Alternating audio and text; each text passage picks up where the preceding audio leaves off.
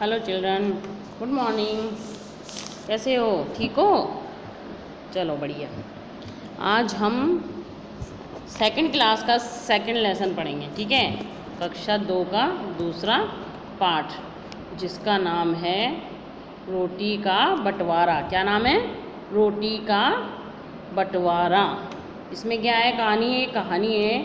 इसमें क्या है, दो बिल्लियाँ हैं जिनमें फूट हो जाती है लड़ाई की वजह से। क्या होता है कि इनका फ़ायदा कोई और उठाता है। तो वो कौन उठाता है, वो हम जानने के लिए इस कहानी को पढ़ते हैं। वैसे ये लेसन पहले भी पढ़ा चुकी हूँ मैं, लेकिन अब की बार मैं इसको थोड़ा सा रिवाइज़ कर रही हूँ, है ना। कुछ बच्चों के पास नहीं पहुँचा है तो अभी सबके पास पहुँचेगा, ठीक है। तो हम पढ़ते हैं पार्ट 2, रोटी का बंटवारा।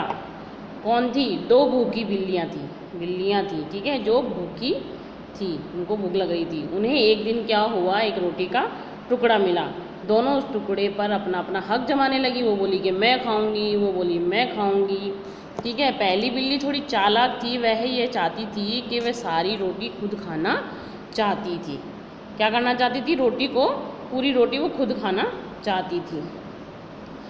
तो उसने साफ इनकार कर दिया। दोनों में झगड़ा हो गया, भाई मैं ही खाऊंगी इसे। तो आपस में दोनों में झगड़ा होने लगा। उसी समय क्या हुआ, एक बंदर आ गया। अब बंदर बोला, दोनों बिल्लियों ने उससे प्रार्थना की, भाई तुम ही हमारा फैसला करो, हमने रोटी बांट कर खा लें, यह सारा खाना चाहती है। हम सोचते भाई रोटी बांट कर खा लें, लेकिन ये सारा खाना चाहती है।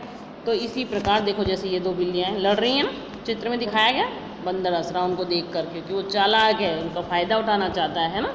इसी प्रकार तो देखो अब क्या हुआ। बंदर ने कहा, जब तुम दोनों साथ थी तो रोटी पर किसी एक का हक कैसे हो सकता है?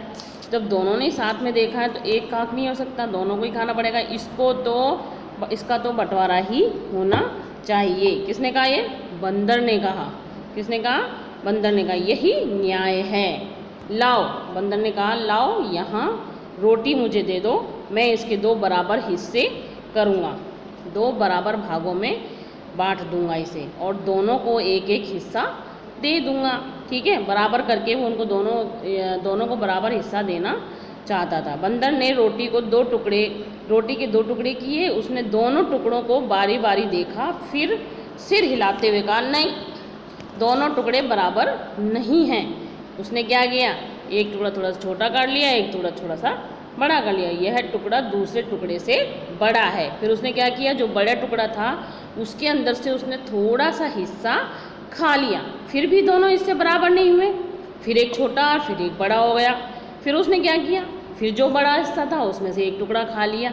इस प्रकार वह छोटे छोटे हिस्से खाता गया रोटी में से, और उसने रोटी करीब करीब सारी समाप्त सी कर दी। लेकिन जब 2 छोटे छोटे टुकड़े बचे, यह देखकर बिल्लियाँ बोली, बंदर भाई हमारी रोटी, ये देखो इसमें लिखा है, हमारी रोटी वापस दे दो, हमें फैसला नहीं कराना। हमें क्या नहीं कराना? हमें फैसला नहीं कराना। उनकी बात सुनकर बंदर हंस पड़ा और बोला, ओहो, अब भला इतने छोटे छोटे टुकड़े में तुम्हें कैसे दे सकता हूँ, यह तो मेरी मेहनत का है। उसने क्या कहा, ये छोटे छोटे टुकड़े मैं आपको कैसे दे दूँ, ये तो मेरी मेहनत का है, जो मैं तुम्हारा न्याय कर रहा था वो मेरी मेहनत है, उसके ये टुकड़े हैं, तो ये तो मैं ही खाऊंगा। उसने ऐसा कहकर बंदर ने दोनों टुकड़े अपने मुंह में डालकर मतलब खा लिया और चलता बना, मतलब चला गया।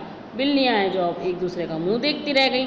तो बेटा ये कहानी हमें ये सिखाती है कि हमें कभी भी आपस में झगड़ा नहीं करना चाहिए, थोड़ा दिमाग लगाना चाहिए कि हमारी फूट से, आपस में जो मित्र होते हैं उनकी फूट से कोई तीसरा ही उसका लाभ उठा जाता है। तो हमें इस तरह से नहीं, हमेशा अगर ऐसी कोई कंडीशन आ जाती है, सिचुएशन आ जाती है या स्थिति हो जाती है, तो आपस में मिल बांट कर उस चीज़ का बंटवारा करके आराम से खा लेना चाहिए था, है ना, खा लेना चाहिए।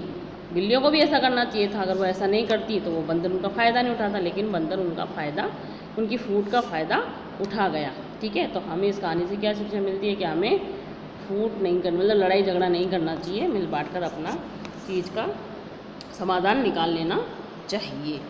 हाँ, तो ये आपका चैप्टर कंप्लीट हो गया है। और मैं आपको फिर कह रही हूँ, शब्दार्थ आप कॉपी में करना है शब्दार्थ को, और प्रश्न उत्तर कॉपी में करने हैं। लेकिन जो ये बुक की एक्सरसाइज है, मैं दिखा रही हूँ आपको, ये बुक की एक्सरसाइज मैं आपको फिल करके दूँगी, तो आप इसको अच्छे से बुक में ही कंप्लीट करना। केवल प्रश्न उत्तर और शब्दार्थ कॉपी में होंगे, ठीक है। अच्छी अच्छी राइटिंग में कर लेना। धन्यवाद। ओके।